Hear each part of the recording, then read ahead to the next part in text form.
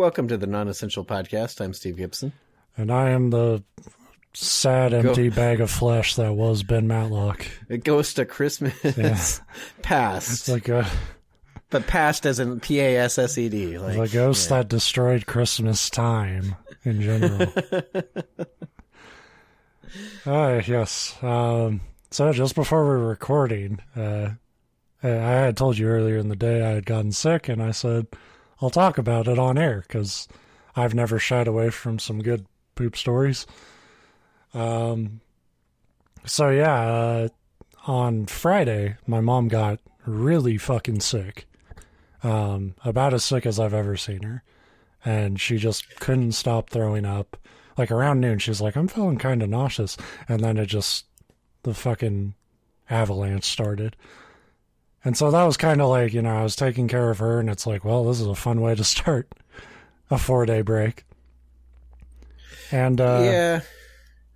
And the fun stuff with that is it's like, that kind of sick is either like 100% like kind of like a food poisoning stomach issue that's not contagious, or a stomach bug that's extremely contagious. That I'm definitely ending up with, yeah. Or I'm ending up with it anyway, because we eat together all the time. Like, we have the same shit for dinner. So I was just like, this, this sucks, and I want her to feel better. I'm kind of oblivious to the fact that I could catch it, because I'm just like... Yeah, because you're not even thinking that. You're just thinking like, oh, I got to take care of this person that's sick. Yeah, like she couldn't get out of fucking bed for like 2 days. And I was like, and I don't get sick that often. Like, I don't really worry about it. I've told the story when COVID kind of started of how fucking bad that went. But that was kind of the real last time I was like just down for the count sick with something. Usually with like nausea or something, there's a real explanation, which is I drink too much. Yeah, or like you ordered $50 worth of Taco Bell, that kind of it's like fast food things. There's a very clear, that like I'm okay going to work feeling like shit because it's like self-inflicted, not that I'm, I am not so much of a piece of shit that I'm going to make my horrible eating habits somebody else's problem. But she was pretty rough. It kind of, had us put off our usual family holiday get-together shit. So all the stuff we would normally do on Christmas Eve, she was finally feeling good enough to do on Christmas morning. Christmas morning, I wake up, I'm feeling fine. And we unwrap presents, and everybody's great. And we have like Christmas breakfast, and like my mom makes French toast. Again, I'm not connecting the dots that somebody with a big stomach problem probably shouldn't be handling food. But it's also, I'm not going to get infected from what she just made. Yeah, and you think that, but anytime that there's like that kind of stomach bug or that kind of virus, they're always like, yeah, like our fucking the YMCA, the pools, like if you've got that kind of sick, they don't want you swimming for like 2 weeks afterwards. Yeah, well, like stomach viruses they can be contagious for like 2 weeks, like you said. Yeah, but you don't think about it because it's like they're feeling better. So, but that doesn't happen at the point of infection. Like you don't come into contact with it and then like just immediately start shitting your brains out. Yeah, that's true, is what I mean. So like, it wasn't the breakfast that did this, but it definitely was what I felt. So like, throughout the morning, I'm fine, and hey, free shit. It's awesome. Christmas is great. And then 3 p.m. hits, and everybody's just kind of hanging out, and I'm like, I'm not feeling fucking fine. Something bad's happening here. And it wasn't like straight up like I'm gonna puke, and it didn't feel like I had diarrhea either. It was just, it felt like everything I ate just collected in a bloat pile inside me, and I just felt fat and I just laid on my side like Jabba the Hutt, just like wanting this shit to figure itself out and go some way, because it just felt like it was lodged in the middle of my digestive system somewhere. And like nobody knows what happened to me. I just went off and laid down. And then by like 5 p.m. It's like a dying animal. You just like fly in the woods.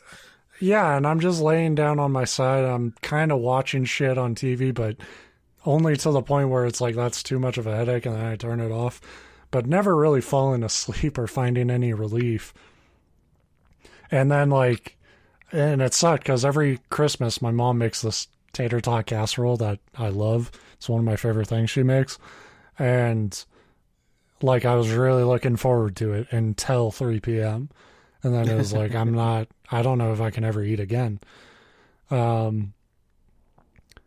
This is going to be the weirdest out of nowhere intro to our episodes.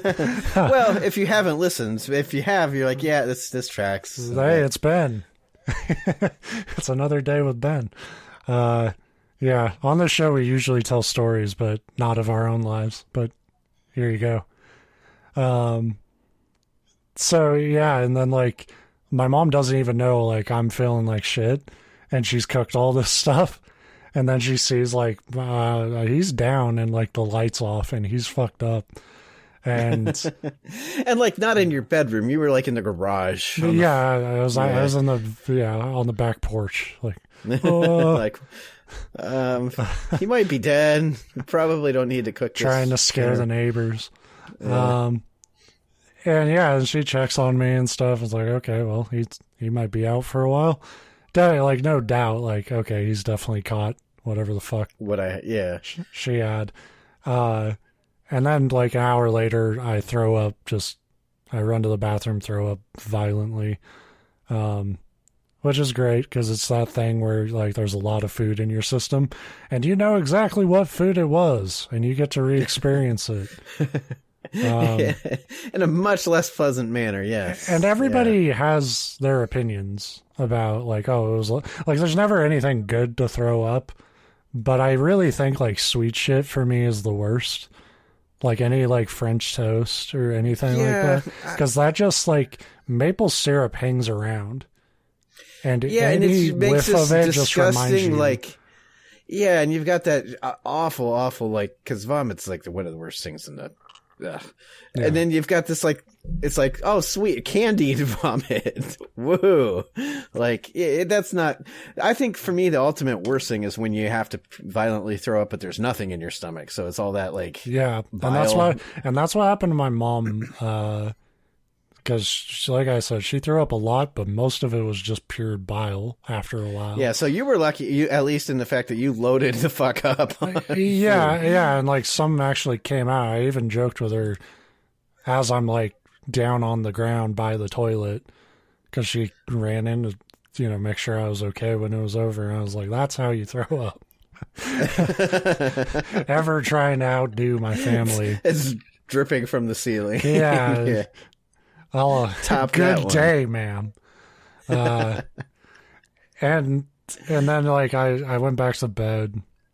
A couple hours later, I had the best of both worlds, where I ran to the bathroom and it was diarrhea into the toilet with me with a puke bucket in my hands, and it's like that doesn't happen for a lot of people. And I don't wish it on anyone. No, it's funny because but it is the scariest moment of your like health life, because it's like, wow, I am physically out of control. I can't stop it. And it's like your body feels that like it should be illegal by the laws of physics, like vacuum that you're creating. Yeah. It's just like, you go from very full to very empty very quickly. Yeah. And I feel like I went through, because, that was something that would happen, not often, but like as a kid, you'd get, a couple times I'd like food poisoning or a stomach bug, and you'd be like that. And then I feel like I lived a good like 20 years of my life with never having that specific issue. Yeah, like, I can't remember the last time it happened. I know it's happened, but I couldn't remember. And then like when it shows up again, it's like, am I dying? No. Hello, old nemesis. Yeah, I was like, oh my God, it isn't. I thought it was Legend. Luckily, that was the last time I threw up. But that was my Christmas.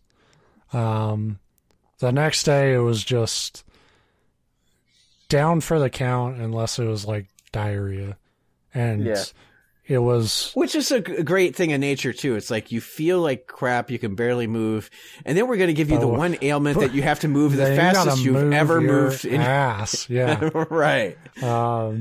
Yeah, so it's that I feel like shit, I can barely lift my legs, but you better fucking beeline for that goddamn toilet. My body fucks with me because, like, I'll have that happen, and you'll be on the toilet for like an hour, just like, okay, I don't feel like I'm done, but okay, fine, nothing's coming out, and I'll go like lay back in bed, and literally like 3 minutes later, it's like, nope, gotta, and it's like I've been sitting there for a fucking hour, body, like, yeah.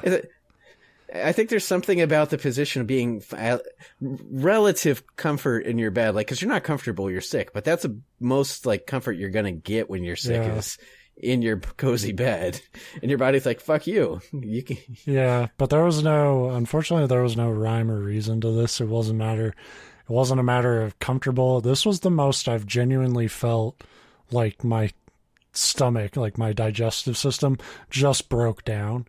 And just, there were no rules to anything.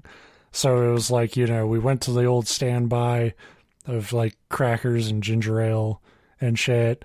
And that helped a little bit. But every time I went to the bathroom, pure water. And it was terrible.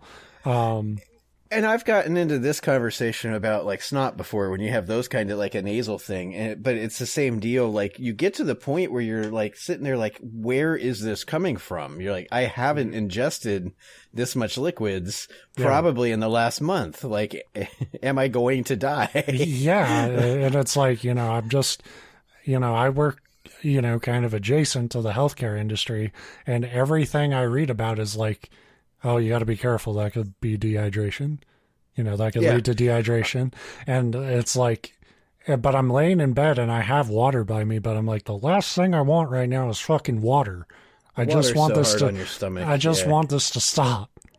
But here you are, like the trooper that you are. Well, so we get through that day.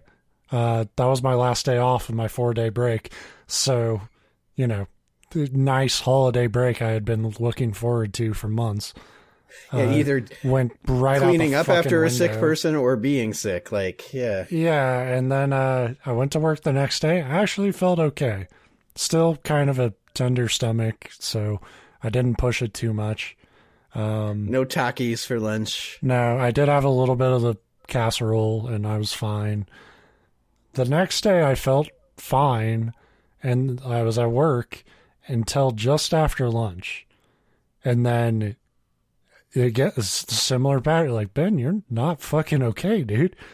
Like, I'm like, how? I haven't eaten anything. Like, I'm like arguing with my own body. Like, this can't be. You don't, sir, you don't understand. I've done all you've told me to do. 3 times ran to the bathroom at work, straight fucking water. 2 more times when I get home, pure water. I just roll into bed, and I didn't get out of bed from like, we start this show 6 p.m. my time. That's when I went to bed yesterday. I didn't get out of bed probably until 1 p.m. today. Yeah, almost. So like 19 hours of... Yeah, and not like straight up like, oh, I need to throw up or I need to shit more, because I do think I finally ran out of stuff. But my stomach was still just like, I'll kill any motherfucker that comes in here. Like, you just hear fucking bubbling and shit. And like, I just knew it was like, if I do anything but lay here, it's going to be bad. Yeah, I'm picturing that stabby robot from Futurama. Totally, dude. And so, yeah, I called out, which I'm sure my coworkers were like, what the fuck? But again, if I was planning a move like that, I wouldn't do it in the middle of the week. I would have taken tomorrow off and gave myself another 4-day weekend to make up the one that got fucking stolen from me. So yeah, Merry fucking Christmas. That's a shitty way to spend the holidays. Yuck. Anyway. The ever sympathetic Steve over here. Yeah. Just making jokes about it. But it's a fucking great story, though. It made me absolutely become addicted to ginger ale, which is now like my favorite drink on the planet because it got me through that nightmare. It was the only thing to look forward to. You know, ginger ale is a great mixer for whiskey and bourbon. Yeah. Let's get this back into full gear. I need a whiskey vomit to really clear my palate. That shows you where I am on the alcohol responsibility scale. Is when I'm sick, not when I'm sick like you just described, because that's just like you can't fuck around. You can get very dehydrated, and once that happens and you're sick, it can get real dangerous real quick. And but like when I'm a little off, like one of the things that when my stomach's like, you know, those times you have probably a stomach bug or maybe the starting of one, but it's not kicked into like full gear like yours, but you know something's off. One of the things that always settles my stomach is a little bit of alcohol. Not like go out and let's drink, because that's got the opposite effect. But like if you have a drink, like a half a shot and some ginger ale or something, that always settles my stomach.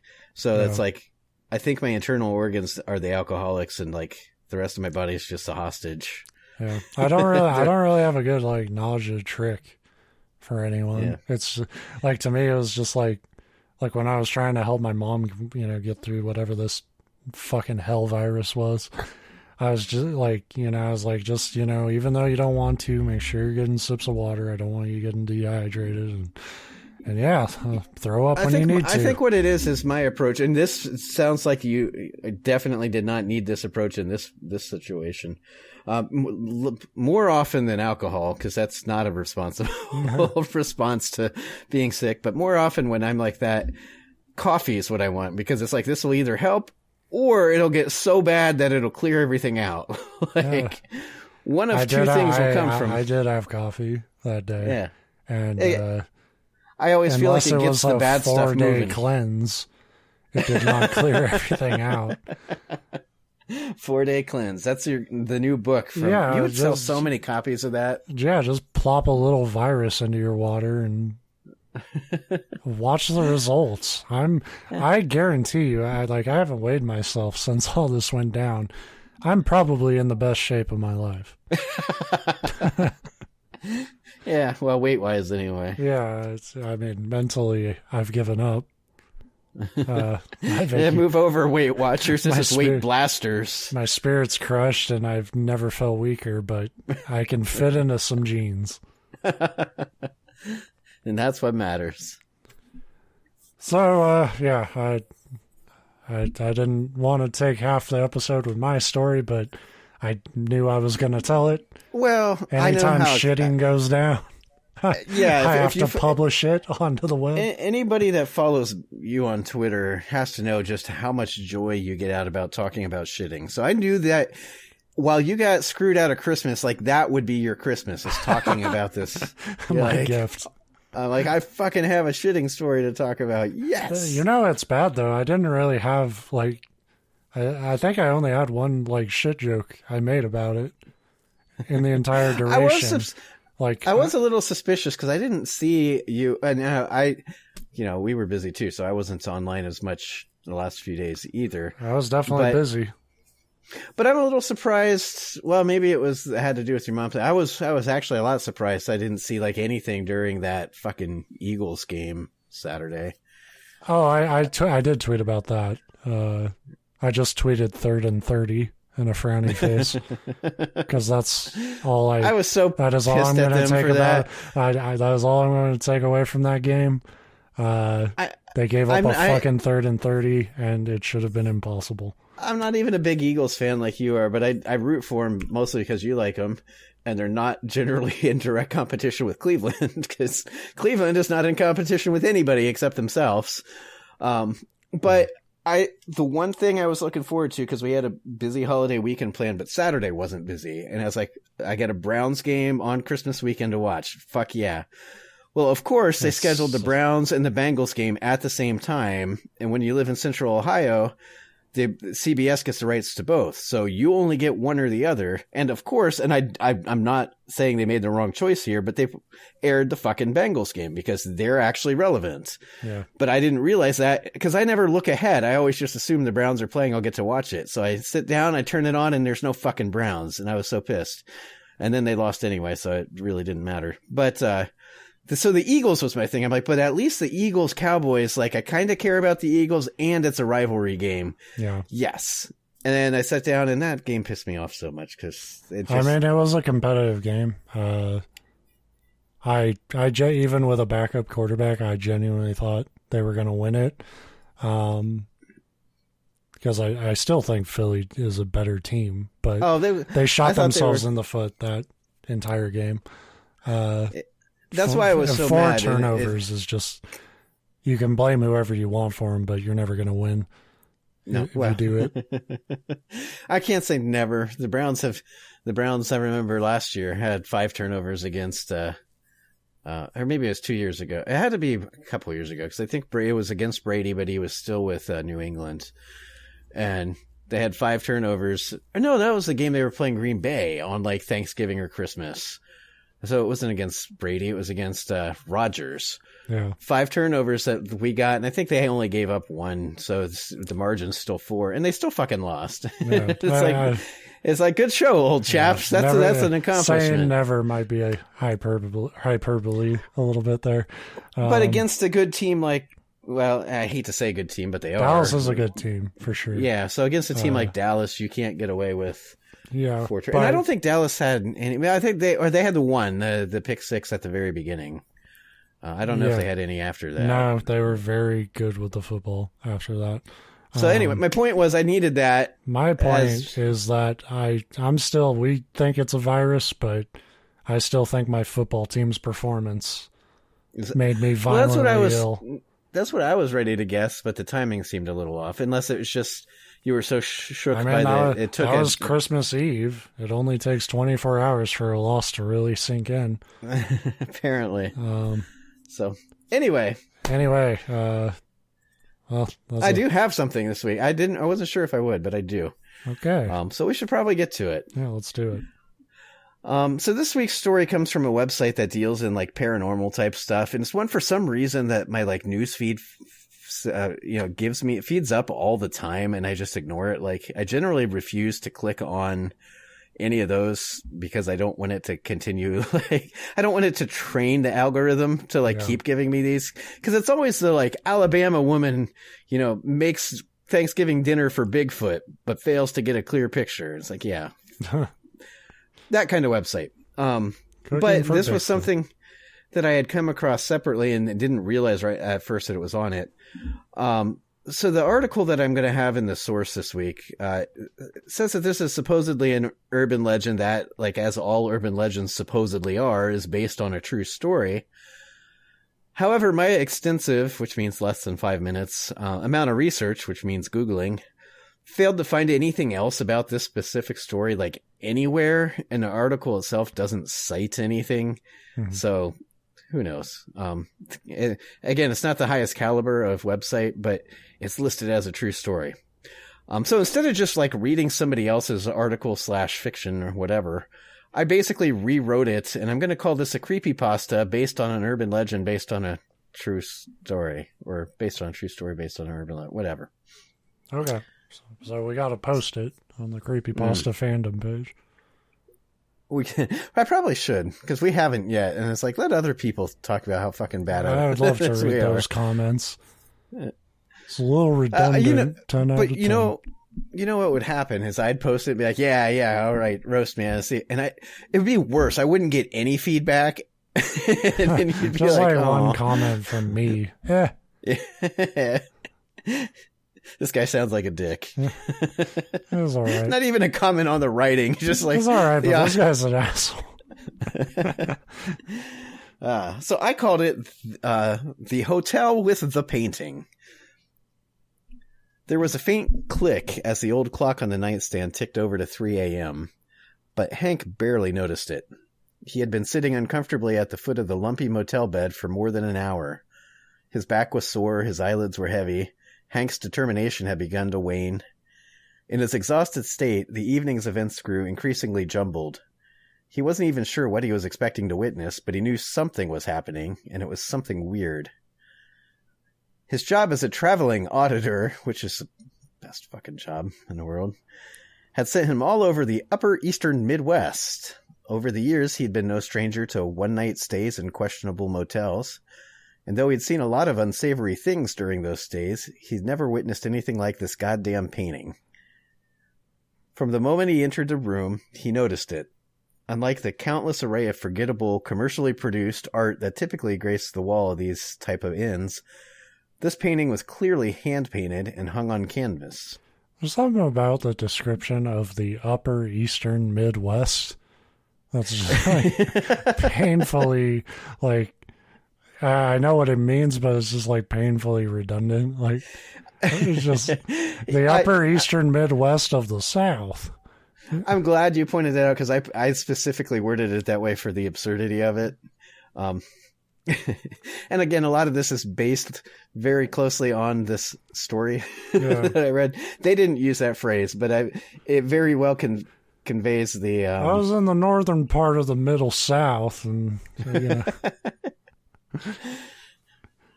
I think the story itself was actually set in like Michigan or area, and it's like, let's call it the Upper Eastern Midwest. The new frontier. From the moment he entered the room, he noticed it. Oh, I just read that paragraph, but it was so good I'll read it again. Unlike the countless arrays of forgettable art, this was, hand-painted on canvas. Ta-da. As he set down his travel bag and took off his coat, Hank had stopped to take in the artwork. There was nothing particularly remarkable about the painting itself. It depicted an old motel, much like this one, in front of which stood a group of 6 men who seemed to be discussing something. Oh, I've seen the Bob Ross one. Mm-hmm. Yeah. Happy little men discussing a happy little murder plot. No, that fucker hated painting to people. Yeah. And the few times I would see him do it, like, be in the distance, and they'd look like those... They look like Gumby. Yeah. They're actually like shadow creatures. Like, we can add a little bit. We could add a couple little terrors here, just hiding by the barn. This figure that haunts my every dream. Yeah, let's just add a little nightmare fuel for the kitties. The reason my hair is so curly, it used to be straight, but these are my monsters. You go make your own monsters. Sunlight streamed through the branches of the trees in the background. Hank assumed someone connected with the motel painted this as a hobby and had decided to use the art to decorate the walls. Or perhaps the owner had a nephew or niece or something, and they had allowed the artist to hang the paintings as a way to gain exposure. The later seemed unlikely, given that there was... How often does that happen? Like, hey, who painted the fucking creepy thing?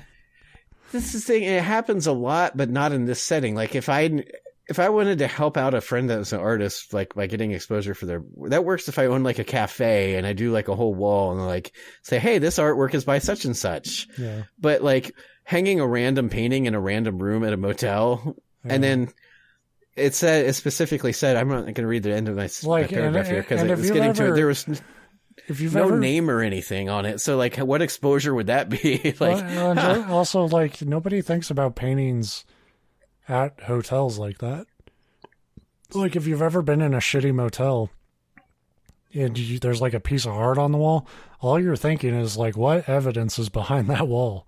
Like, I don't want to move it. Right. Like, and that's what's funny about this character is, like, if I stayed at a hotel or motel and it had like an actual art piece instead of that I know the generic fucking, we all do if you've ever been in a hotel, that like Yeah, it's just art like a that's field. really like printed by off a printer on like poster paper, but then framed in like the cheapest, most basic frame you can find. And it's like, ta-da, art. Yeah. Feels like home. So maybe if there was actual art, like an actual painting on the wall, you'd be like, oh, hey, they've got a painting. And I might even kind of look at it because I like paintings, but I wouldn't be like this deep, like, well, that's weird. Who put this here and why? I'd be like, there's... Please, sir, I must find the artist. But blah, blah, blah. So once he settled in, Hank decided to head across the street to grab a bite to eat. Dinner was nothing fancy, just a convenience store turkey sandwich with extra mayo and a bag of chips. Been there, and that's how I end up here. You're right. He considered grabbing a 6-pack of cold brewskis to take back, but now we're talking, Hank. Yeah, but Hank's a nerd. He decided it had been a long day, and he opted for soda instead. I'll beat your ass. Actually, I do that all the time now. Yeah. Especially if you're like by yourself in a seedy motel, because like if you're traveling for work and it's, they don't put you up in like the Hilton or whatever, that's I wouldn't be unexpected, but it makes it a little sadder when it's like you're traveling for work by yourself and you're like, why not get drunk? Well, like soda's tasty, also. That too. So it's just like, you know what? Instead of like feeling like hungover as shit tomorrow, why don't I just feel kind of up tonight? Upon re-entering his room, the painting once again caught Hank's eye. Immediately, something felt off. The motel was there, and the trees and the sunlight, but now there were only 5 men standing around talking, and the 6th stood well off to the side.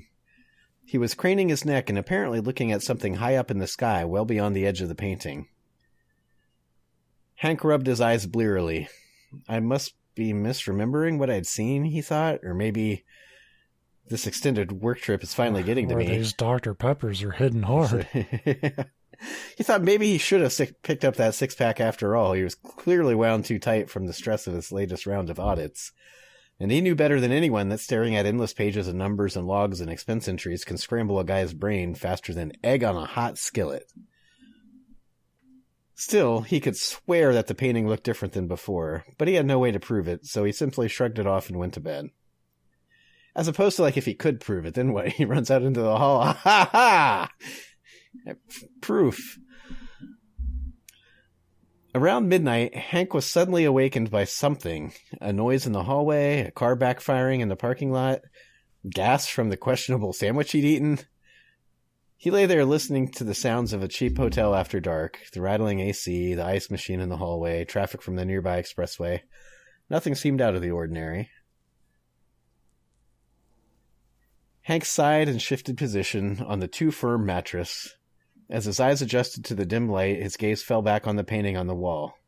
The motel, the trees, traced in silvery rays of moonlight, the 3 men standing in front and 3 well off to the side, all looking up at something in the sky.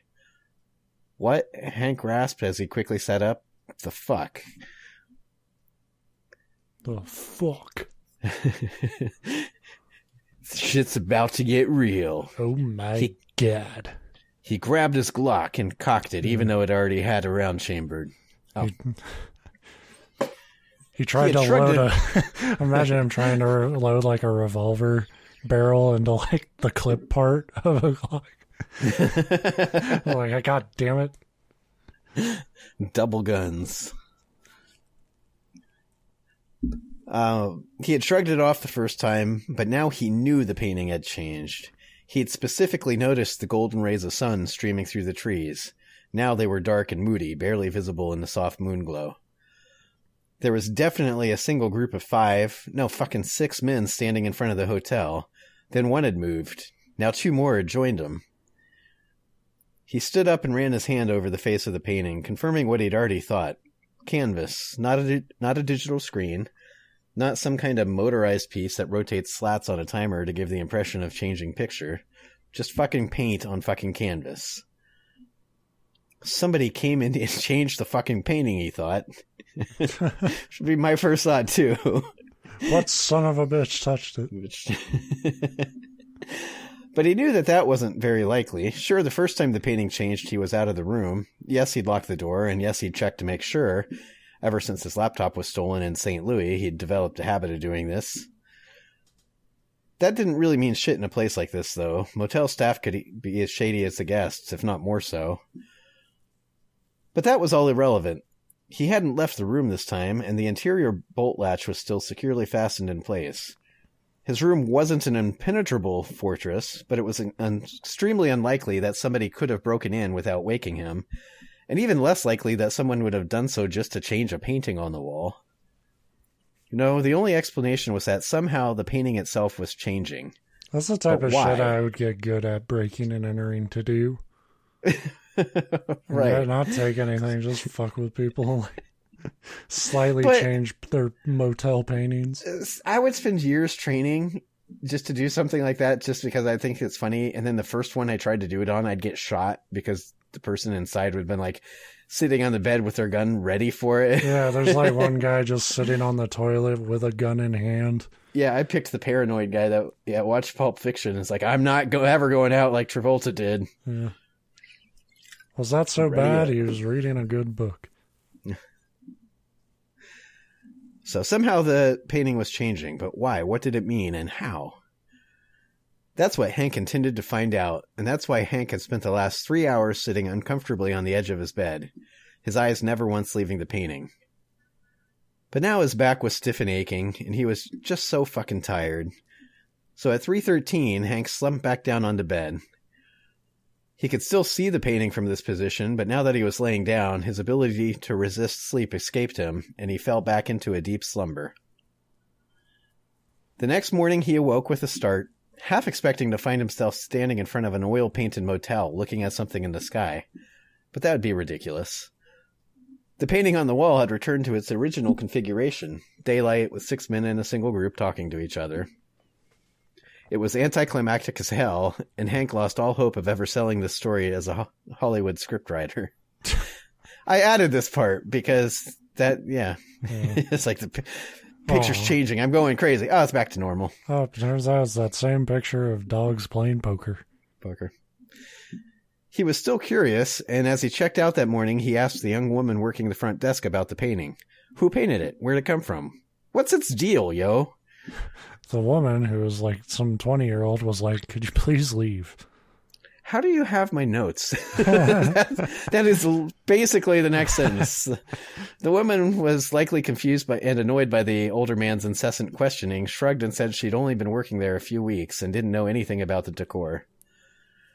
Hank sighed and asked if she'd give the manager his name and number so that they could call and tell him about the artwork. Yeah, the girl obliged. Threw the number in the trash. Again. I don't know about the trash bit, but weeks passed, and despite numerous calls back to the motel and messages left with the front desk, Hank never did get that call back. Months later, work brought Hank to the general area of the motel, and despite having to drive almost an hour out of his way, he chose to return and book the same room in the hopes of finding more answers. Upon entering the room, Hank was disappointed to find the painting was gone, and in its place hung a generic, machine-printed picture of an unremarkable arrangement of flowers hanging behind a plastic pane in a plain frame. When he checked out the following morning, he was momentarily excited to find the old man who owned the place working the front desk. Hank eagerly asked about the painting, to which the old man replied that he never had seen such a piece. All the art in the motel was generic fare provided by corporate, and it was stuff that he had ordered and maintained himself, so he knew it quite well. Hank could tell by the man's tone that the manager immediately realized that Hank had been the man who had been repeatedly calling to inquire about the piece. Right. And he was not particularly happy about having this conversation face to face. You're that weird Dr. Pepper guy. I watched you on the security cameras just stare at that painting for hours. It was the flowers all along, jackass. Leave me alone and quit calling. It was clear that the owner would never admit to knowing anything about the painting, or that perhaps he really didn't know anything about it. Fucking right. Got a fucking car battery, gonna try to get it out of him. Either way, continuing to bring up the topic was only going to make Hank look crazy. Yes, he was going to look crazy at that point. Hank never returned to the motel after that, and nothing else of note happened, meaning that there's really not much a point to this urban legend at all. You're welcome. The end. So that's the actual urban legend. It's like, oh, this guy like stayed at this motel once and the picture changed slightly twice and then went back to normal and nothing happened ever again. That's a great twist. Yeah, and as a creepypasta, it would piss me off, so that's why I had to make it one. Yeah. But as an urban legend, that's even better, because an urban legend, to be called that, is supposed to have this enduring, like, and this could happen to you. Yeah. And it's like, yeah, it could happen to me, because I get drunk sometimes. Except the motel manager shut it down. It was like, quit calling here. And he gave up, too. He's like, okay. It's fucking normal painting. Leave me alone. But the real reason I really liked it is... weird, huh? Yeah. He kept walking into different rooms because it was such a generic motel that the key worked for every room. To be fair, that would scare the shit out of me if somebody just like walked into my motel room while I was asleep and just staring at the painting that's on the wall. Change, you fucking bastard. Change. I know you can change. That's all they're muttering over and over. Yeah, it's just sipping on a Dr. Pepper. And in fairness, I'd probably not say anything either, so he wouldn't notice that I was there. He'd just wait for him to go away. No, there's probably no safe way to confront that. It's kind of like a dog goes into your yard. Like, you probably should just let him, like, piss. Yeah. And then take his leave. But I do like, and I think we've talked about it before, because there's a lot of stories that involve, like, paintings that are like living paintings or getting sucked into paintings, or paintings being portals. Or the eyes follow you, Yeah. But I always liked the idea of something like this where the painting's changing, but just slightly, but you're the only person to notice it. I used to do security, and one of the positions I had for a while, I think about a year and a half, was kicking Hank off your grounds. Yeah, stop staring at our fucking paintings, Hank. Hank, you gotta get the fuck out of here. The art museum is open from 9 to 5. Get out. Get. No, I worked at it was like a 33-story high-rise building downtown. It was a state government building. But I worked third shift, so our job was mostly to just like a couple times a night walk the floors and make sure nobody like left a hot plate on or a coffee pot on or something stupid like that, you know. And then, you know, watch the lobby so nobody like would break in, but that was the easy part. It's a big building with big doors that would be very easy to like see and stop somebody from coming in before they were supposed to. But walking this like giant, like I said, there was 33 stories, but some of those were mechanicals and server rooms. But you do like 10 to 15 floors of just like cubicles. But it was night, and of course they'd keep all the lights off because it's the state and they're not going to pay for fucking electricity so that security guards can see what they're doing. And so it'd be a little creepy when you're the only one in this building and you're walking these floors. And there was one of the floors you'd come up, you know, you'd be using the stairway, and as soon as you exited the stairwell, there was just this painting, and it was. I went to art school, so I should know this artist. It's one of the famous like impressionist painters that painted in like the pointillization style, I think it's called, where you know dots but close enough together, and it probably it's like Paris. It was like a picture of like a park and just people like enjoying a sunny day at the park, but they're all from a distance. It's almost like a Where's Waldo perspective. Yeah, I think that's Seurat. Yeah. Gorgeous painting. And of course, this was just a cheap replica because, you know, it wasn't that fancy of a government building. But, you know, working there night after night and seeing it night after night, I remember specifically at one point thinking like, you know, what if like the next time you came up here, the people were in a slightly different position, and like every time you came up, they were changing, and you'd start to wonder like, is this painting like something weird, or am I losing my fucking mind, or like what the fuck's going on? So that's like a thought that I've had. And I think it's a thought a lot of people had, which is why it's a common theme. So when I came across this, it's like, hell yeah. Then I read the urban legend, and it's just like, he thought it changed, and everybody said no. And he's like, okay, urban legend forever. Like, it's a tale that's dumb, I guess. Like, I like to picture urban legends as the kind of things that like teenagers, like probably young teenagers, because when we were teenagers, we had better things to do. But where you're like sitting around like at night in the woods telling your friends about these scary stories. Yeah, there's like a good year or two before like you discover proper pornography. and alcohol and property destruction. Yeah, and just like general no goodery. Where you have to find, more inventive ways to entertain yourself.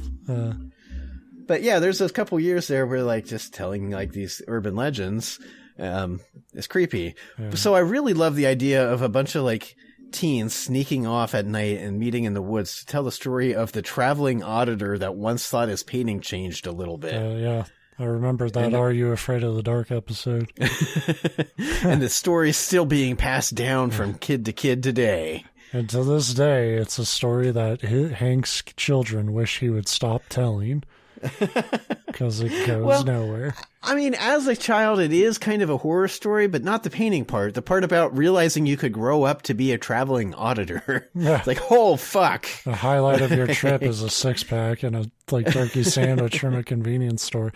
That's not too bad, though. There's worse lives. Yeah. Let's not judge Hank on that. Let's judge Hank on he's boring. So, yeah, that's what I got. I'm glad you had a shit story because I like that. Because that is an intentional ending of like very true lackluster endings we've experienced with creepypasta. Oh, the article was not, or at least didn't come across as intentional. I had to lean into that shit because I appreciated it. Yeah. I really did. It's like, hey, good job, author. You wasted my time. Now I'm going to pass that on. But to interpret that and really just hit the, and then I went home, kind of. That's really good to me. I knew they had me. I was never going to win this argument, so I left. But I never did stay there again. Take that. Until that lady at the desk, she was really rude when I asked about it. Bye. No, I don't want her to get in trouble, but I thought she was kind of mean. Yeah. How can you work here and not learn everything about the decor, just in case an old man asks you, where did this paint? That is true, like, customer service. Oh, yeah. Yeah, that is one of my favorite things where it's, like, feedback. Like, at my last job, we would get, like, customer surveys back to us, and it was always, like, any critical things, like, I don't want them to get in trouble, but, and it's like, but like, you're going to... But I'm going to get them in trouble. Yeah, it's like, if you didn't want them to get in trouble, you would have never wrote the fucking thing and used their name. We went out to eat a couple weeks ago for my mother-in-law's birthday. Olive Garden, the fancy place where Midwesterners celebrate every big occasion. Where every American can reenact the Mario movie. It's a me, Olive Garden, here I come. It's my Italian. But they have those like little table, like tablet things now where you can check out, like most places have. The only places in my town have those are the places I don't want to eat. Yeah, that's really true. Funny. Like, it's the first time I say most places. Well, we don't go out and like sit down, go out to eat much. Like, ever since the pandemic, that kind of killed that. We still do it, but not nearly as much as we used to. Yeah. It was always like the Applebee's had it or has them, maybe still. I haven't eaten at Applebee's in years. Olive Garden does. Like, all those kind of like Applebee's, Red Robin, they have them. Yeah, those chainy stuff. But anyway, so we were paying and the survey pops up, and I usually ignore those, but I know Tara used to work there, and I know like the servers, it does make a difference for them if people bother to answer. If I ever do that though, it's always just to be complimentary. Like, yeah, they were great, right. You know? Yeah. So that's what I did. I'm going through and just giving the highest mark, and they're fucking obnoxious because theirs is really long. And then you get to the end and it's one of those like, oh, leave a comment, but it's like where you have to leave a comment. Yeah. And so I just typed in the table had 4 legs or something like that. Like I don't know. I'm not like I'm just being. Call like, we are so sorry. We didn't know it only had 4 legs. Here's free meal if you promise to come back. Like, but it's just like one of those like because it's like, I'm just doing this because I know it helps the server, and they did a cromulent job. Like, he was a good server, but good in my definition. Yeah, of good, I just he left us the fuck alone, brought us what we needed, and left us alone. Like, good surveys, it's like, you know, there might be like a corporate email like, hey, good job to this store or whatever, this restaurant. You know, but it's really just like, it's less about like just blowing smoke up their ass and more like, they did a good job. I hope corporate leaves them alone. You know, because I've been in that position. Like, maybe I should have done that. Like, oh, the local employees are awesome. Fuck corporate, man. But you as a management, so no, you can't even do that. You try to do that, and they somehow they say, well, the server should have done a better job representing corporate. How do they know about corporate and us sucking? They wouldn't know who we are. Right. But but it was funny because I just left something like inane comment like that, and then hit send, and Tara, like, her sister was sitting next to me, and she started laughing and told Tara what I had put, and Tara's like, they print those out and put them on the wall. I'm like, good. Yeah, like, if I'm being stupid, I want everybody to see it. Listen, I'm trying to live forever. And that'll probably be my most enduring, like, piece of writing that will ever. I've cut people out of my life in order to focus on like what they frame my receipt at the Olive Garden. I know. That's genius. Though. Now that I think about it, I'm tempted to go back there at least once a week and write a long form story. Just like one comment section at a time. Just this creepypasta. Yeah, but not like in whole, just like one piece at a time. So every week That's a lot of fucking Olive Garden. That's more Olive Garden than I've eaten in my life. I know. When I say I'm not a fan of Olive Garden, I don't think their food's like terrible, but I think pasta is one of the easiest fucking things to make. So like, I'm just going to make pasta at home. I've never had pasta from them that I thought was better than my own.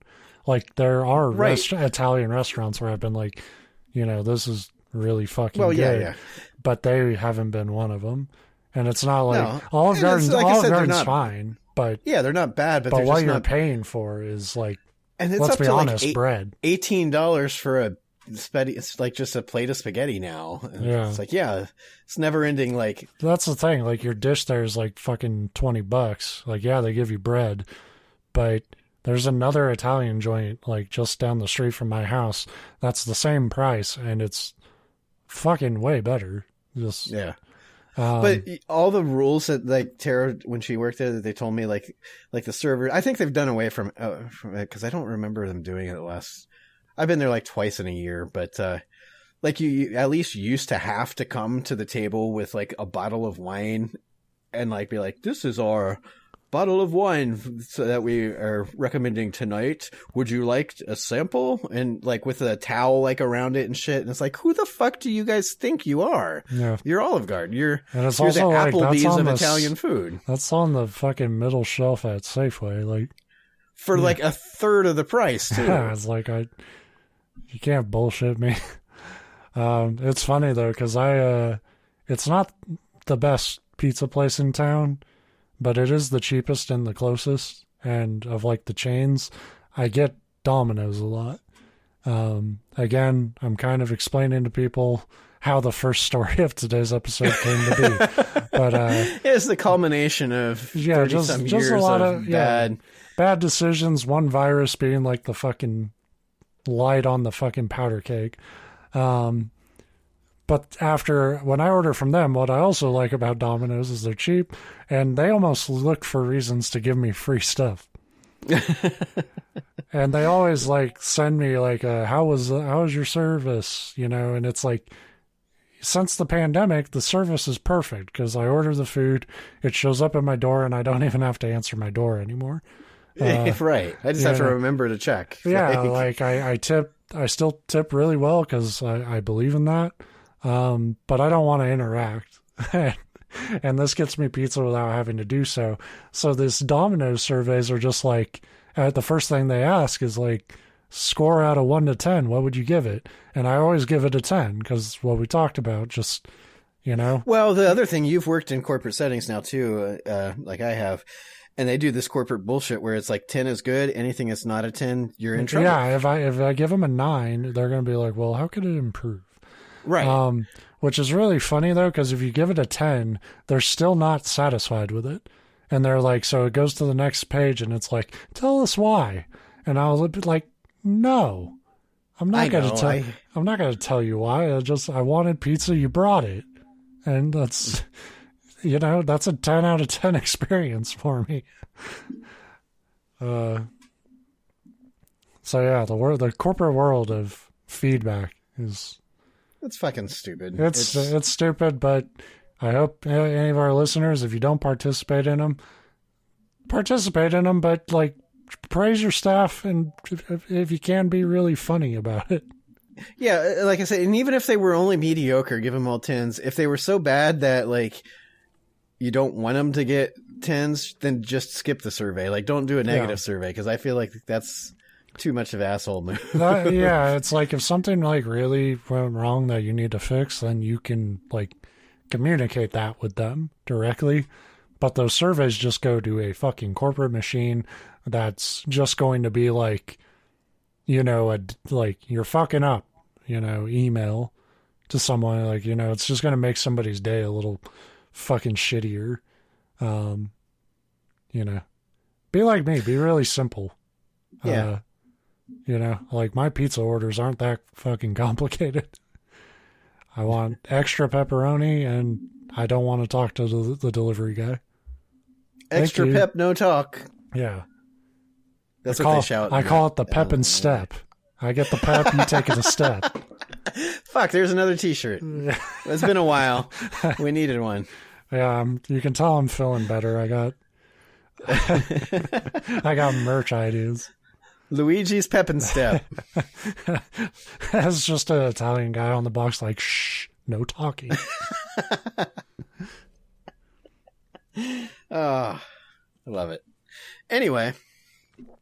All right. So, yeah. I hope everybody had at this point, a good New Year's, because we're... Yeah, welcome to 2023. I literally went in ass backwards. Yeah. Yeah. Maybe it's like that, in like a lion out like a lamb stuff for spring. It's like... Well, I mean, like, I feel like for years, pretty much since I reached adulthood, it's been like, man, this year kind of sucked. Maybe next year will be better, and it sucks. Like, yeah. And maybe it's just like, this is what I needed, was just like, it's bad, and these calendars don't mean anything. So just, yeah, it's a good reminder that the calendar is just an artificial construct, and that there's not really a new anything starting. And I'm gonna just like remember by this time next year, like, yeah, a lot of shit went wrong, but at least I didn't like empty my entire body weight in shit water. Well, hopefully that will be the case. Yeah. That might be your new Christmas tradition. God damn, put a bullet in my head if that's like the rhythm I get into.